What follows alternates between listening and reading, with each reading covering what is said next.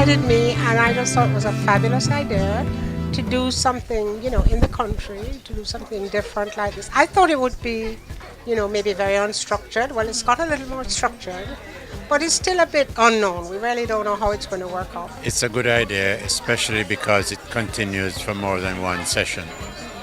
I think workshops that are one-off can be stimulating, but the ones that work best have a kind of continuity, and this is what is good about that one. I think the drawing room project is a brilliant idea because, as you said, it takes you out of the city, it takes you out of your regular routine, and it kind of gives you the space and time to commit to your writing. And especially because you're having someone with experience guiding it, it really helps because it's like a community, a writing community that it cultivates. I was attracted to the retreat because of Millicent Graham's poetry, specifically her book, The Dampened Things. I read it, fell in love with it, wrote some essays about it, had conferences where I presented on her work, and so when she told me that she had the idea of a writing retreat, I had to come. I think it's really good as a writer. Like coming from me, it's good when you have that time where you come in and you have your one days and you come and you need that little renewal, and it comes and it gives you that thrust, and you have the muses and you have the energy flowing. Anybody who's been to that or to a one-day workshop with Millicent, with Hyacinth, with everybody, it's a grouping, it's a getting together, it's a meeting of minds, and sometimes you want that extended period because so many ideas come to the front. The weekend experience gives you a time to really flesh out some of your good work. Tomorrow we head off to Country Time. It's a little cottage in Highgate, St. Mary, that a lot of amazing things are happening there in terms of how it's nurturing the community. It's a farm-based project, a community project, and it looks to help the groups in the community by providing a space and a livelihood for them through their farm products and the creating of agro products. On the outside look of it, it is a little farm with a main house and 2 cottages, and it opens itself to a little boutique tourism. But what you don't see are the people behind Country Time. So there's Lazo, who works the land, brings in the produce, brings it to Shana, who's part of Happy, who makes bami from the cassava or coconut oil from the coconut. That bami and the coconut oil ends up nicely on somebody's plate, sitting on a veranda overlooking lush greenery. So that is the spirit of Country Time. So what are we waiting for? Can't believe I've come this far. And the days feel like years apart. Now we walk along the same old path. Money's changed, but the journey's the same. It's almost a no-brainer, right? We're in the business of managing and selling content, and these are the premier content drivers. So for us, the content is not really as important necessarily as the people who are producing it, and I think if you invest in the people who are producing it, then you get some good content as well. I think from our involvement this year, and I think it's a very positive start this year, and I think more than likely we will look towards sponsoring it.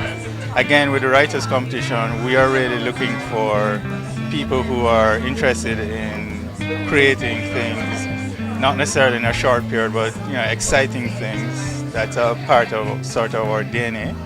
And so the writers competition really fits well with the sort of things that we do on a day-to-day basis, whether it's Facebook or Twitter competitions for writing and appreciating books in general. The whole idea of taking something that is complex and distilling it in a few words into something that captures the entire essence of what we're thinking about.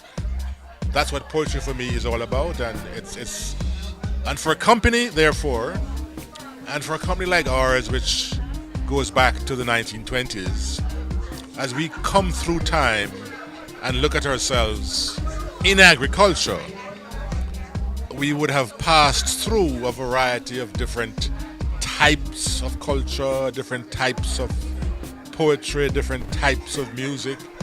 And as I said to you earlier, I still live and die by this big right hand, being a banana man.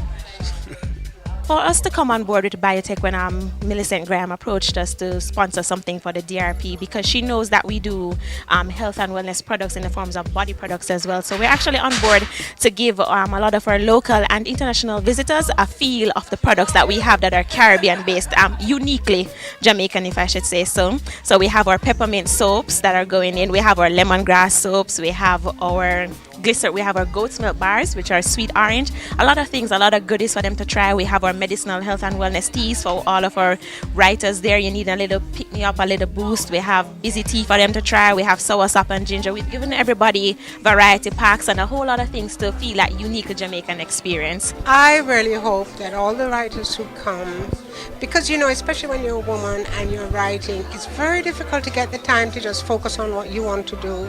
So this is focus time, and I hope they feel that they get something positive from it, that they maybe get some new ideas, or they maybe improve what they're doing or do something totally different. So I'm just hoping that they really get a lot from it.